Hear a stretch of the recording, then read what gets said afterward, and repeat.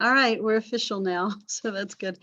I'm going to ask a weird thing, but I don't think any of you are from a place other than Cedar Park High School, but or a Leander ISD school. I'm not sure, but I have people in another class that are from Manor High School, and apparently, if you're from Manor High School, I'm supposed to occasionally email your school and tell you that you attend. So if you're from Manor, I don't know that you are. So if you are, will you at some point tell me that you are so that I can tell your school that you do occasionally come to class? Okay. All right. For the record, I think that's a bad system because you don't want to rely on me, but yeah. For anything except history, right? Okay, let me see if I have the right things open. No, I have the 1302 things open. So, fraud. I'm not making a face at you. Oh, that was weird. Okay, that's what I wanted to do, I think. God, I hate it when it tells me I can't do stuff I want to do. So rude. Okay, let me find the weekly questions for 1301 because you don't care about the weekly questions for 1302. And then the syllabus, no, the notes. I know I talked about this stuff this morning. There we go. Okay, sorry. All right, almost there. Apologies for having the wrong stuff open. And let me find the single page view so you don't have to look at all the stuff all at once. It's really small. Okay. All right, close that.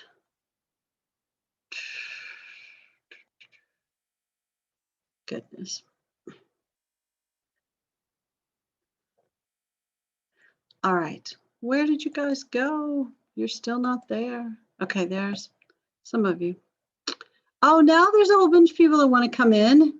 Where were they 2 minutes ago? We shouldn't let them in, right?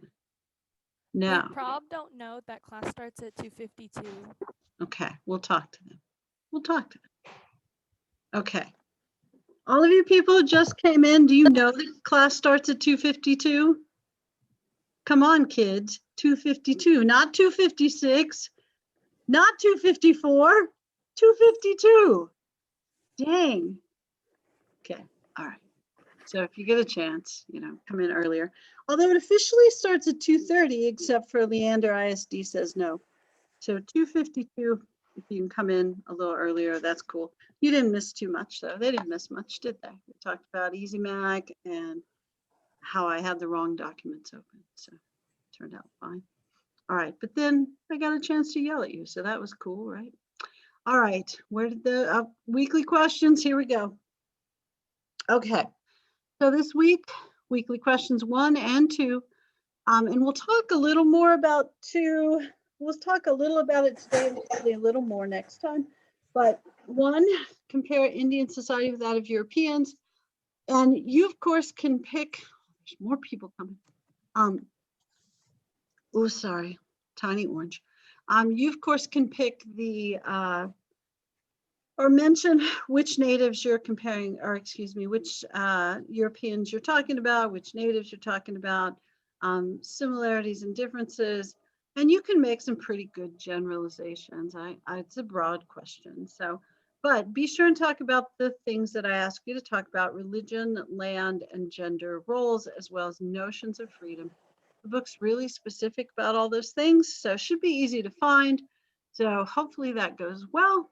And then question number 2, John Winthrop distinguished between natural and moral liberty. What was the difference? How did moral liberty work?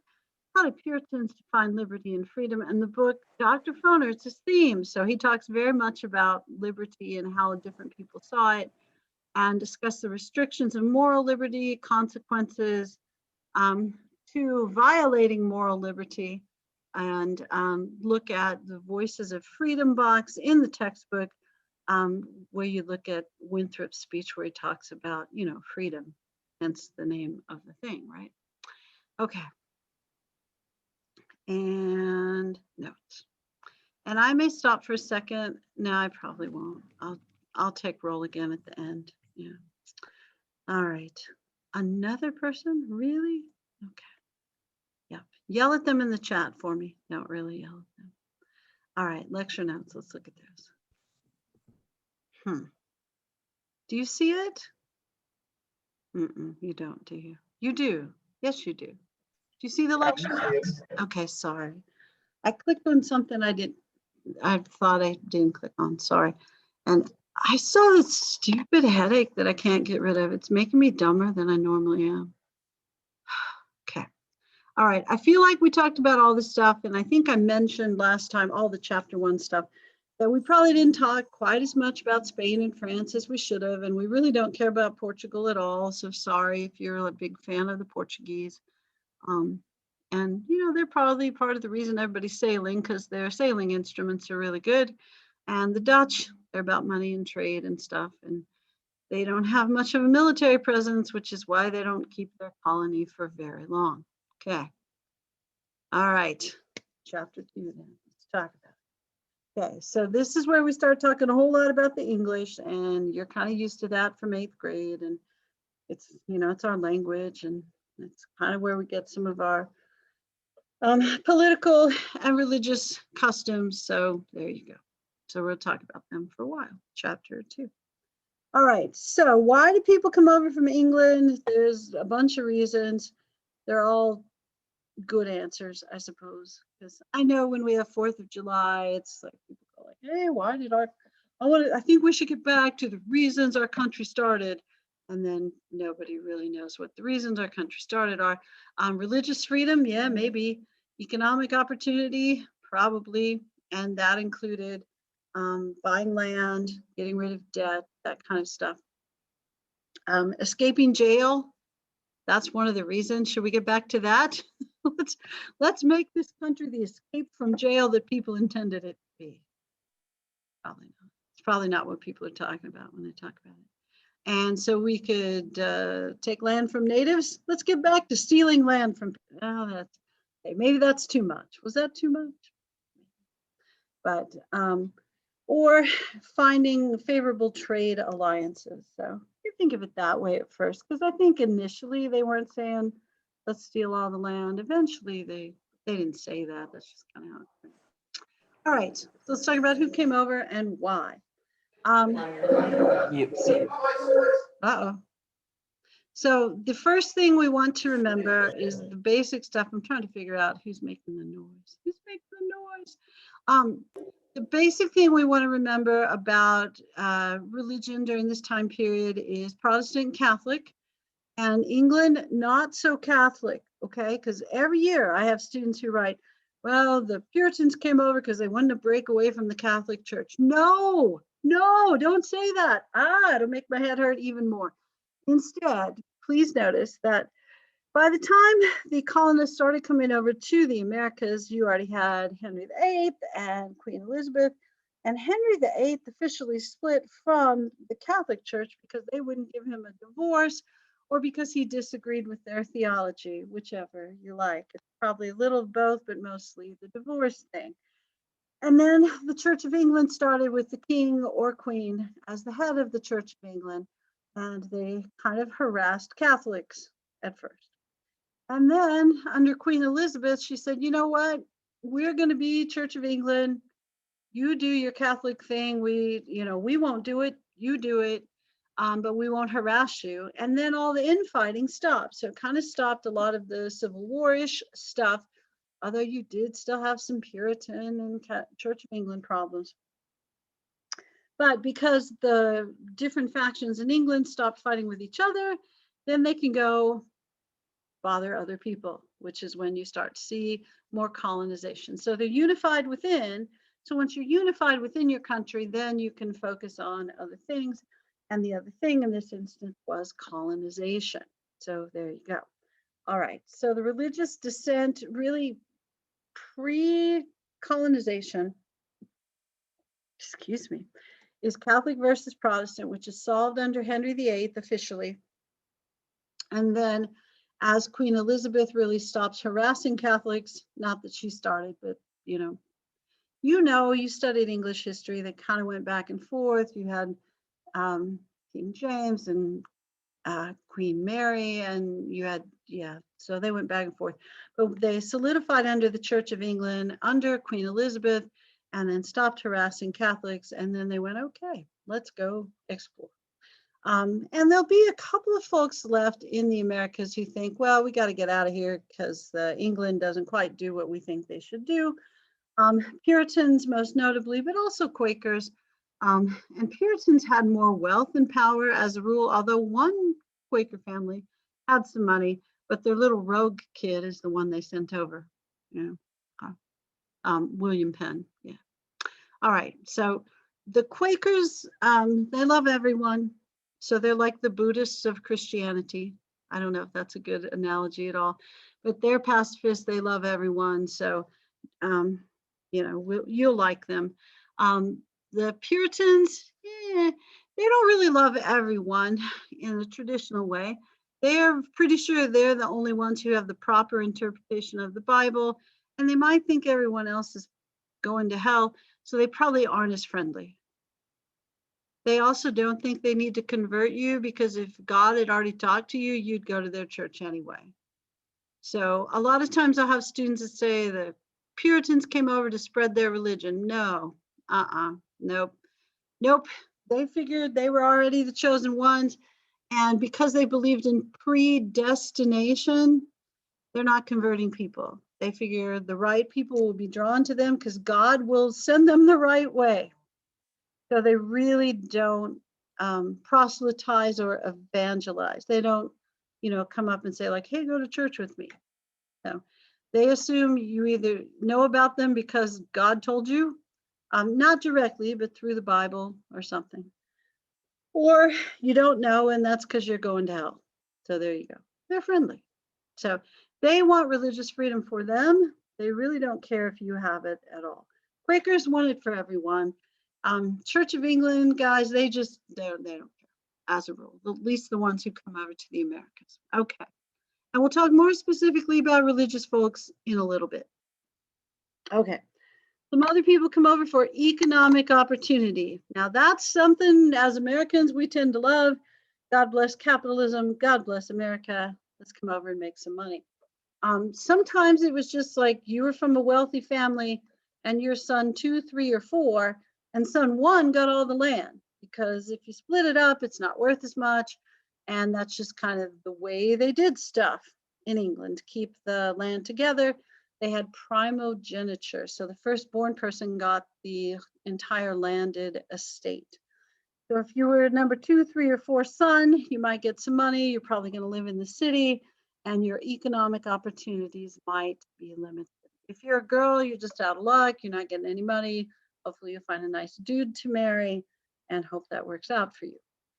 England had become heavily urban during this time period. So a bunch of people moved to cities. You'll see the same thing in France as well, because all the land was taken up. And the book will talk about the enclosure movement, which was where people with some money were able to secure title to land that had typically been seen as communal. And so now they officially owned the land, and oops, that was a problem for the people who used to use the communal land. Does that make sense, communal land? Yeah, in the old days, maybe there was land that the whole community shared. And maybe they grew a small crop, or you could use it to feed the sheep or whatever. But in this era, England started giving title to that land so wealthier people could own it. So then the poor people who used to subsist on that land had no place to live, so they got pushed to the cities. Does that make sense? A little? You go like, yeah, I don't care. No, you do care. I know you do. I'm sorry. Although a couple of you are laughing about this, and that makes me nervous. I see you on there laughing. You're laughing at poor people losing their land. Okay, we must live in Williamson County. All right, so people come over for land. National population increases by 1/3. They went from 3 to 4 million people, and that's a bunch back then, in a 50-year period. So they also, to quote your former President Trump, they weren't sending over their best. Oh, sometimes they're sending over the excess population. You know what I'm saying? The little criminal debtor kind of dudes. Okay. So some of the people who came over really were in debtor's prison. And debtor's prison, that's a tough place to go because you're probably not getting out. So you go to debtor's prison if you owe somebody money, probably makes sense, or you've been unemployed and you're a dude. Women didn't have quite the same rules. If you don't have any rights, then you don't have debts or own property. So you probably can't go to debtor's prison. Some other stuff could happen to you that's not good. But so dudes who couldn't pay the bills or get a job would end up going to debtor's prison until they paid off their debt, but you can't pay off your debt because you're in jail, so you can't work. So once you get into debtor's prison, unless somebody in your family or a friend decides to pay your way out, you're probably in there for the rest of your life. And your family has lost your possible income, so they probably can't get you out either. So debtor's prison is not good, just not good. Okay. So sometimes the landowner would say, like, hey, I know you can't pay off your debt, but I'm going to buy some nice land in Virginia. And if you could go work on it for 5 to 7 years, then when you're done, your debt will be paid off, and I might slide you a little cash or some land in Virginia. Now, if that's your choice, stay in prison forever because I can't pay off my debt in a land where when I do pay off my debt, I still won't have any economic opportunities, or work 5 to 7 years for some horrible dude, but then afterwards I get some land and maybe have some opportunity. You probably choosing to go to work for some horrible dude for 5 to 7 years. So a lot of people did that.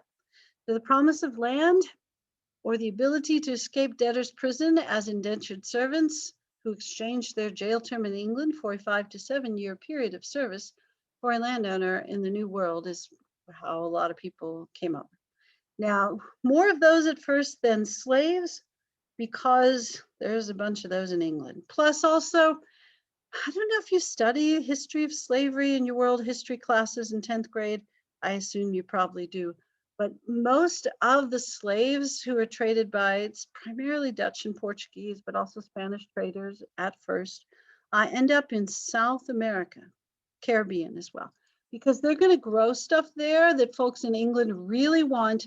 That's mostly sugar. Yeah, sugar is kind of an unusual commodity for the time period, which is funny for us now because sugar is like a really cheap thing and it's unhealthy, and unhealthy food is really cheap. Yeah, but in that time period, it was for rich people, and poor people ate no sugar or beet sugar. Beet sugar. Yeah. Okay. All right. Something beeped, but it wasn't you guys. All right. Indentured servants are going to be poorly treated. There's nobody there to monitor, did you treat them properly? Did you beat them to death? Did you punish them, inappropriately, that sort of thing. So typically an indentured servant's lifespan is decreased by at least 5 years, which is tough in a time period where people don't live very long. So, if your lifespan somewhere between 40 and 50 years, losing 5 years is hard. Also, one of the things you'll notice as you read through this chapter is men lived longer than women. Can you believe it? I don't believe it. I know. But here's why: childbirth. I don't know if you know this, if you've had the biology class yet, but men don't give birth. Did you know? No. Sorry. In that time period, not unusual for women to die during childbirth, so their average life expectancy is lower.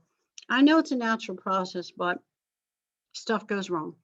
And they don't know anything about germs and cleanliness and stuff back then. So for most of human history, men live longer than women. For all of our history, since you and I have been alive, even though I'm old, women have lived longer than men. You know why that is, don't you? You guys are teenagers. Who does dumber stuff? Teenage guys? Okay, sorry. That's my sexist comment for the day. It's true.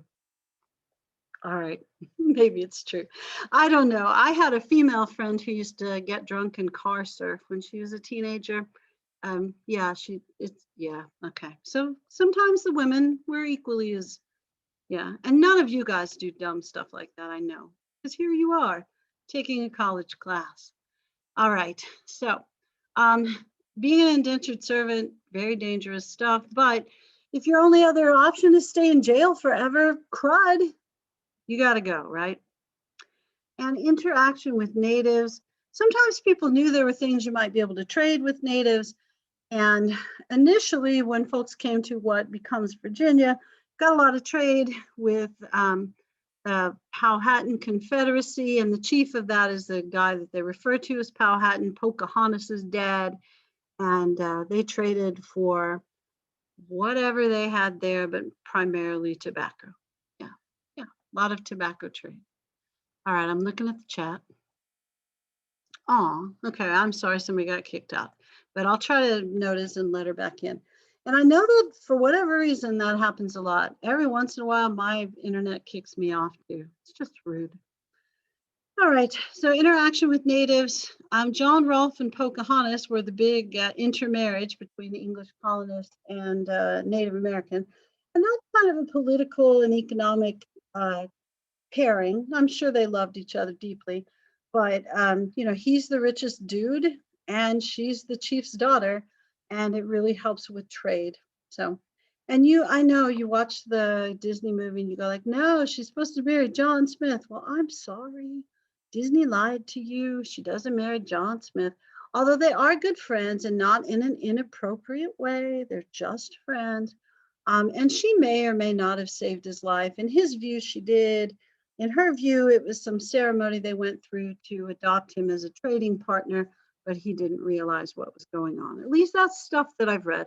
I also read more about Pocahontas because I don't know why. There's some class I took in graduate school, and apparently in her puberty years, things didn't go well. So she was like a little round chick. She's a little chunky, and she had no hair. So she probably had something called alopecia. My husband had that when he was a kid, so all your hair falls out. Sometimes it grows back. There's two kinds. Does it grow back? Does it not grow back? She got the it grows back kind, as did my husband, in case you were concerned. And she apparently had like some pretty good skin issues.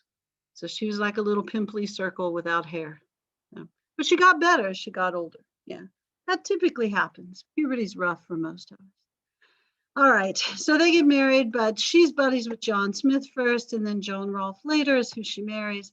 And then they go off to England. She converts to Christianity, and I forget what her what her Christian name is, because she didn't go by Pocahontas. It's something Elizabeth or Andrea or something really, you know, it sounds like an English woman. And then she goes over to England, shows off her baby, gets smallpox, and dies. So you can't put that in the Disney story, can you? No fun. All right. But trading with the natives, pretty mutually beneficial at first. As more and more English colonists come over, it is less mutually beneficial for Native Americans. Yeah. There are some groups that have missionaries and they want to convert people. I don't think Puritans really fit in that group, but Quakers kind of do, and Catholics maybe a little, and certainly other types of Protestants. But the trade is for lumber as well, and maybe some different versions of agriculture. But the primary cash crop in this era, you know, it's tobacco, and maybe something called indigo a little bit later on. And then once you get into the 1800s, it's cotton, but it's too early for cotton. So don't talk so much about cotton when you write about the tobacco. Okay. I don't know why you talk about cotton anyway, because your question is about Puritans. So that would be weird. Okay. All right, where do people go? It is probably important for you to notice the difference in the two regions that we'll talk about today, Chesapeake and New England, okay? So the Chesapeake, just think of that as the places where you probably have big farms and grow tobacco, and you have lots of indentured servants or eventually slaves. New England, usually more family farms, more families, fewer indentured servants and slaves. Hardly any slaves at all, very few indentured servants. Because mostly you come over with your family, and if you aren't part of a family, they think that there's something wrong with you, that you're too sketchy, and they probably won't let you live in their community. So that's the family colony or family region, New England. Mm, sorry. That'll change a little bit over time. Okay, Chesapeake. Virginia and Maryland, primarily tobacco growing. Virginia is less Catholic. Maryland is more Catholic. We know very much about the Catholic Church. They tend to like, not that Protestants don't like Mary, they do. Catholics maybe like her more because they give her flowers and stuff. Protestants just go like, hey, cool, Mary, Mother of God, good job. But Catholics, they like her better. So I usually would remember when I was your age that Maryland was Mary land, so therefore it's more Catholic than Virginia. All right, Jamestown. If you're wondering, do you ever wonder who they're naming stuff after? I mean, we got Maryland, right? I am telling the truth on that. But Virginia, that's for the Virgin Queen. You know who the Virgin Queen is, right? That would be Queen Elizabeth. And how do we know she was the Virgin Queen? Did she have to take a test? She have to take an oath? No, she wasn't married. That's how we know. And why was she not married? Some of you are going to like, because she didn't like dudes. No, apparently she did like dudes. She wasn't gay or, she did like dudes. But here's why women in power didn't get married. Once they got married, guess what they lost? Part of their power. So she wanted to be large and in charge, so she had to stay single. Yeah. And she kind of flirted with dudes so they'd go explore and find colonies. That's definitely an oversimplification, but it's kind of true as well. Okay, so Virginia was the colony of the Virgin Queen Elizabeth, and then Maryland was, Mary land. So haven for Catholics named by the Catholic Cecilius Calvert and family. All right, both of these colonies in the Chesapeake use the headright system, which you want to be vaguely familiar with. So in the headright system, 50 acres were given to you for every extra adult you brought with you. So if you had indentured servants, then you got an extra 50 acres for each servant. So you want a really large piece of land, you got to bring over a lot of servants. And eventually what they'll do is bring over slaves. But at first, in the early days, indentured servants. In Virginia, these are landowning people, and they're typically second, third, fourth sons of wealthy people back in England. And then the indentured servants are poor people back in England. But the wealthy people back in England are used to having a say in their government of some sort. So they developed the House of Burgesses, which is a colonial legislature in Virginia where they get to participate in their own government, and it's primarily made up of large landowners. And in most of these colonies, at least at first, you could not vote if you did not own land. No. Okay, all right. And poor people don't own land. Oh, looks like Lexi might have made it back in. Okay. Headright system, 50 acres, a House of Burgesses. And I think we already mentioned Powhatan, Pocahontas, and John Smith. They negotiated first. John Smith is the guy that they bring in to straighten out Jamestown because a bunch of slackers that won't work, or they came at the wrong time and didn't plant the right crops. It kind of depends on whose stories you like. But, sorry, John Smith tells them, he who does not work shall not eat. So he went all Old Testament on them and told them they had to work. And then after that, things kind of went better. But of course, that's also after a whole bunch of their population died in a couple of really terrible winters. So that's why they brought him in. Pat makes the friendship with Pocahontas, and they start a trading relationship. And then eventually Pocahontas marries John Rolfe, who is the big tobacco grower, wealthiest tobacco plantation owner in colonial Virginia. So those two get married for political and economic reasons. There you go. And that's kind of how rich people married during that time period. I hate to be cynical, but I think it's still kind of how rich people marry. I think typically most people marry within their socioeconomic class. You definitely did back in these days, because You're not just marrying somebody, you're merging families. So for wealthy people, it really is like a business merger when they get married in that era. I don't know about now. No. I've only been married once. I wasn't super wealthy. So there you go. All right. Women in this era, there aren't so many of them, especially in Virginia and Maryland, because these are not colonies where you bring your family over. These are colonies where you bring over indentured servants, you build a big plantation. So maybe plantation or the big landowner brings over his family. But the debtors, the indentured servants are almost always men. Now, sometimes women will come over as indentured servants, and they're rarely in debtor's prison because, again, if you don't have the right to own property, it's really hard to get into debt. But they may be single women, they don't want to get married, their family's gone or something. They go like, hey, I'll just try out the new world and see how it goes. And they sign on to be indentured servants, probably to cook and clean and take care of people's families. And often what happens to them is a really unpleasant surprise. Sometimes they are essentially prostitutes when they come over. And there's nobody in the new world to look out for them because nobody agreed to come over as a prostitute. And you come over, you get abused, and there's no one you can go to for help. Now, because there are very few women, it's going to be like the American West after, in the 1850s and later.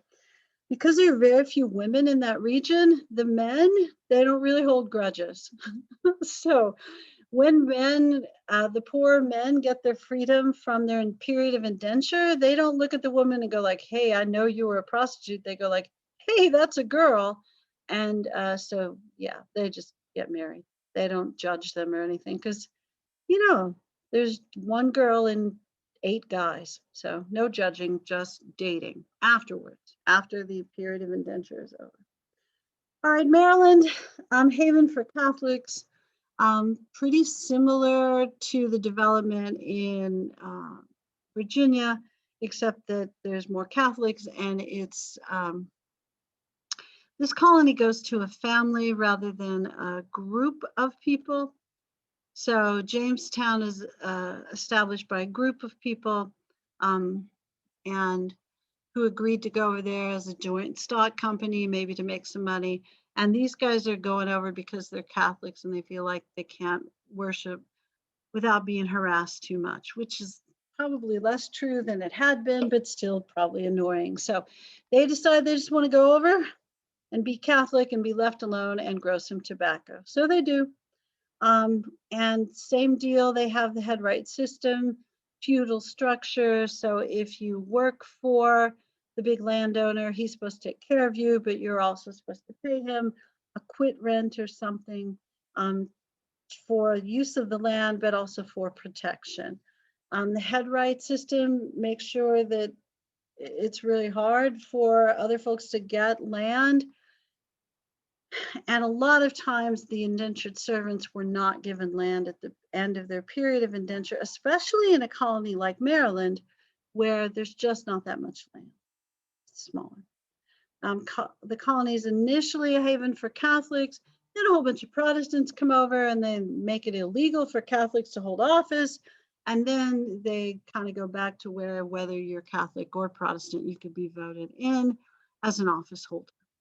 And both of these colonies, the primary cash crop is tobacco. Tobacco, yeah, okay. All right, climate in this region is dangerous in some ways.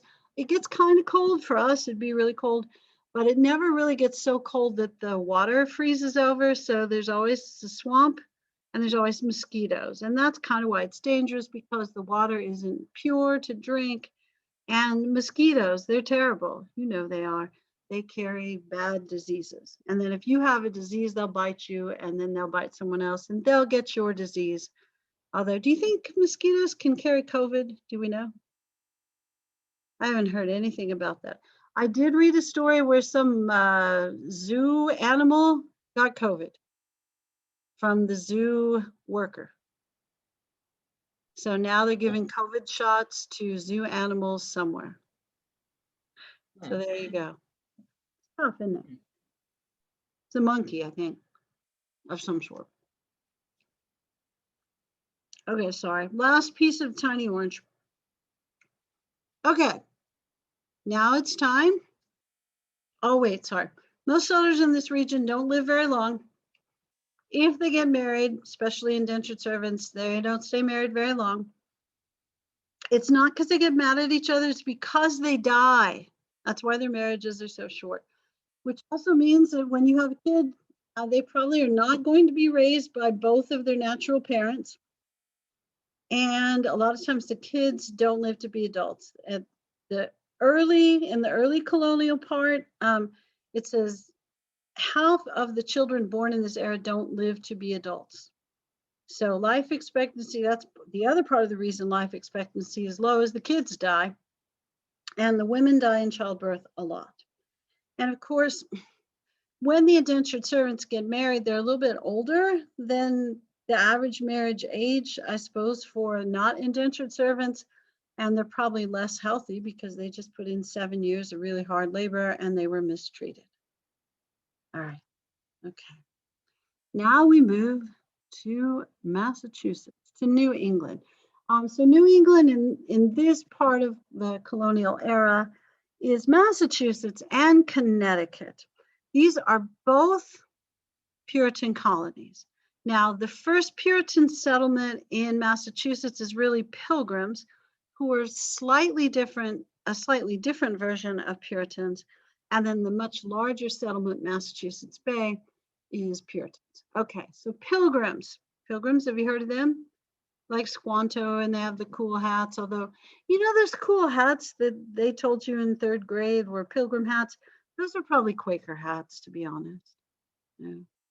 So I think your 3rd grade teacher had you dress more like a Quaker, but act like a Pilgrim, except for whoever got to dress up as Squanto.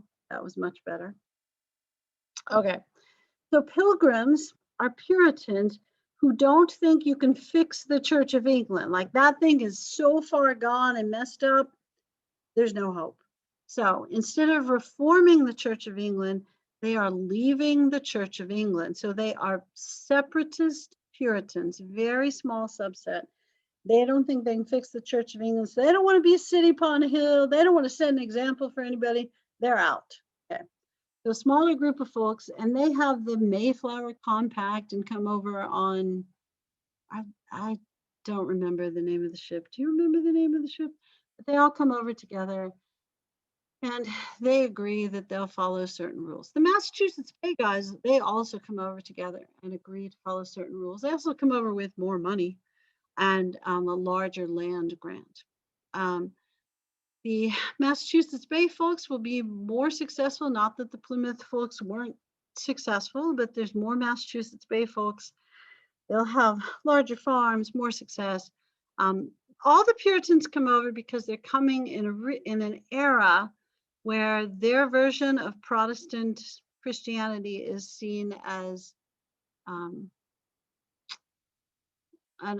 it's an unpopular sect, S-E-C-T. So they can't, it's harder for them to own land, it's harder for them to get elected. They feel like they're being persecuted in England for religious reasons. So a group of them will go live in the Netherlands because, you know, anything goes there. And then they liked the religious freedom idea that the Dutch had. They just didn't like that the Dutch were Dutch. So they said, this is cool, religious freedom, but you guys aren't English. Your customs and language and culture, they're not right. So when they had this opportunity to come to the New World, the American colonies, they said, that'll be so much better because it'll be much more American than, say, Netherlands. And it was, or much more, excuse me, English than the Netherlands. So these guys will come over to the Americas because they want an English culture and religious freedom, but not for you, for them. Okay, so you don't want to go here unless you're a Puritan. Okay, I mean, now you can, of course, but back then.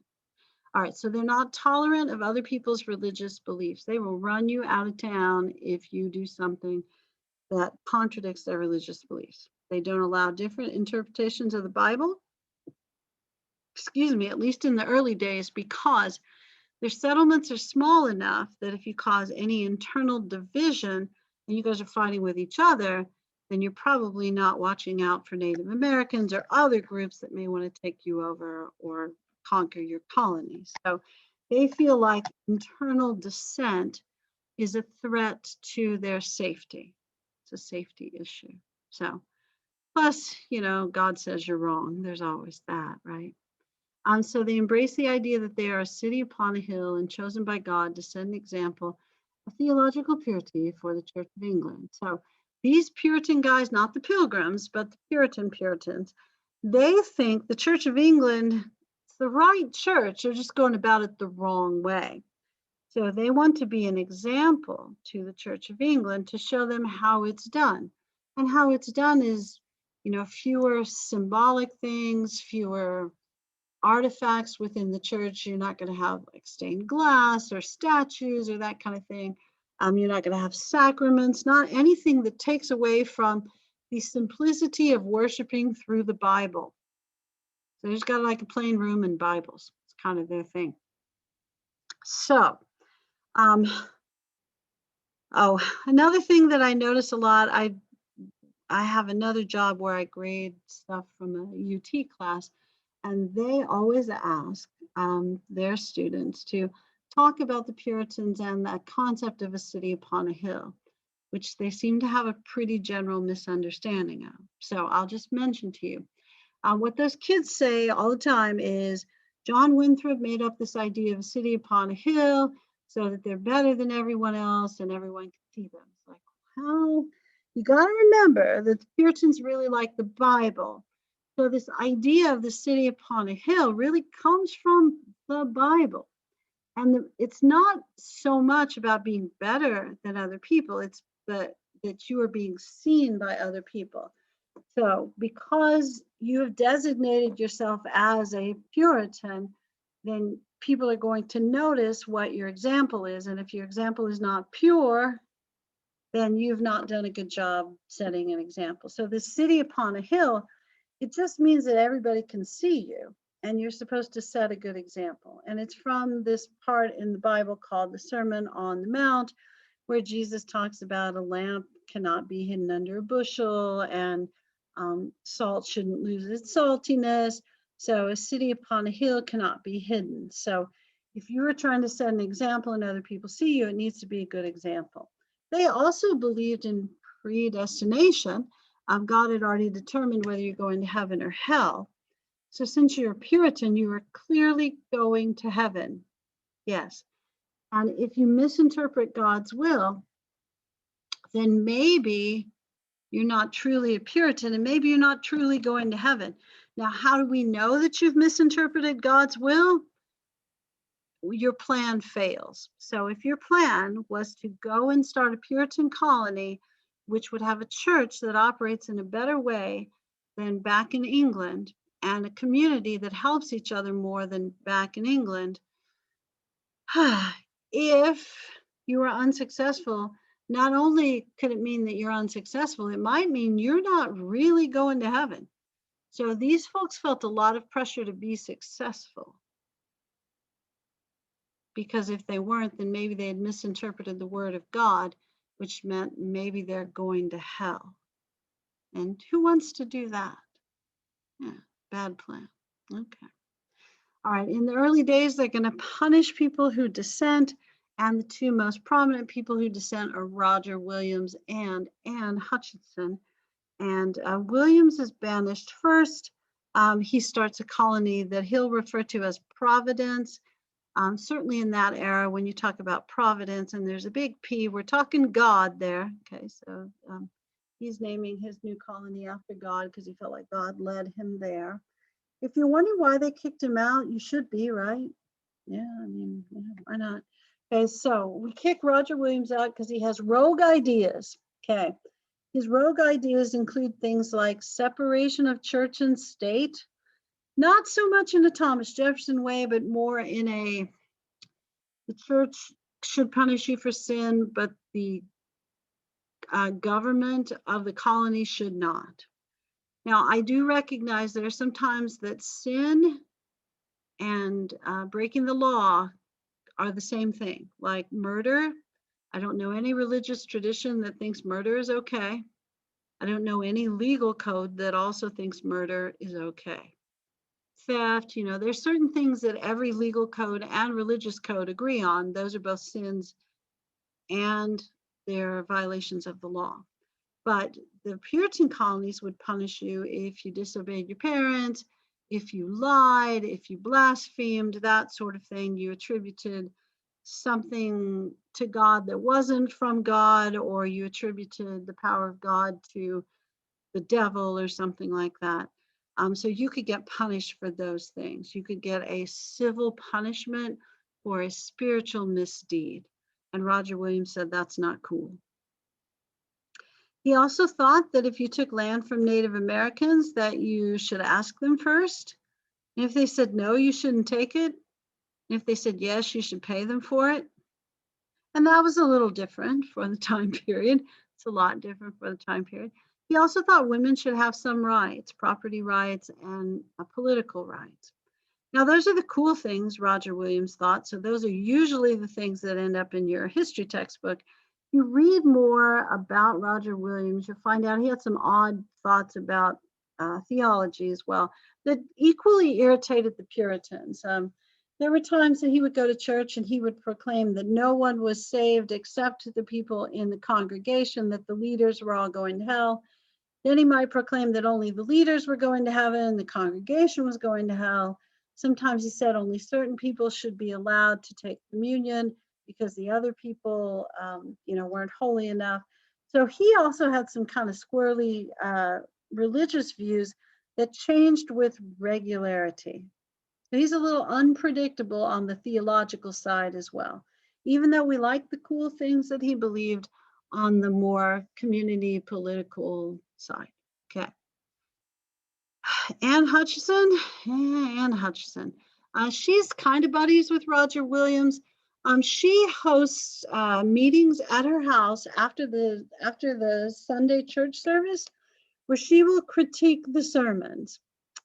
And she loved to study theology and was a pretty good theological student. And so she would talk about what mistakes the preachers made in their sermons.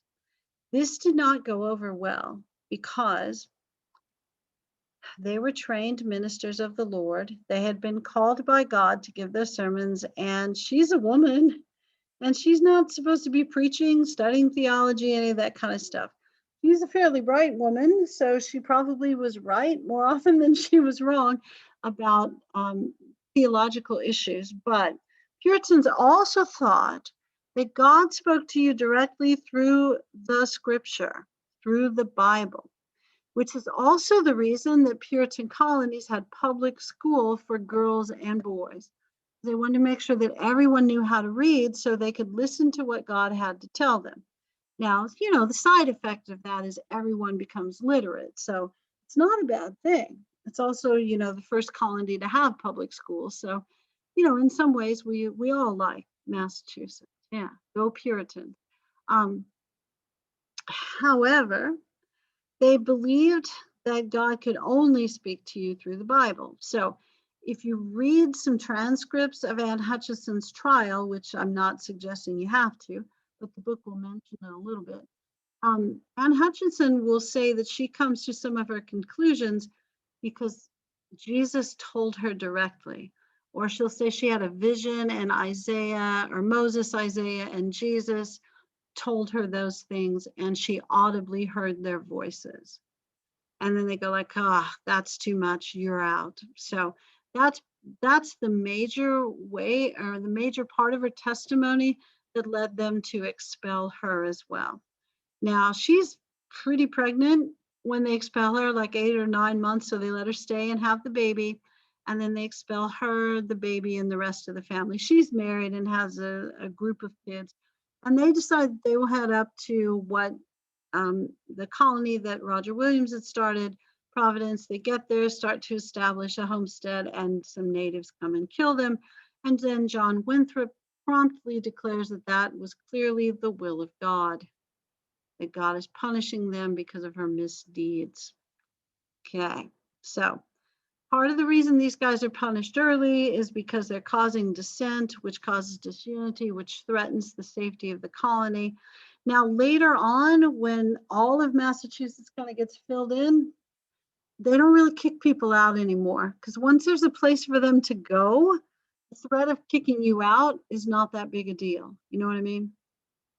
So if you have a place to go and it's safe, the threat of expelling you from the colony is not nearly as big a danger. And what you'll notice about Massachusetts, yeah, and it's almost time for us to stop, I know. What you'll notice about Massachusetts is that as it becomes more wealthy, it becomes more secular. And that tends to be true of pretty much every society ever in the world. My interpretation, which you don't have to agree with, but yeah, okay. All right. Since some of you I know have to go, and it is almost time to go, we'll stop here in a second. Now, if I have not counted you present, like you came in a little bit late, and I'll go over the roll here in a second, but if you'll wait, if you can, to let me check the roll. And let me know also, I'll stop sharing the stuff. If you have any questions, and I'll stop the recording so you don't have to hear me call the roll again.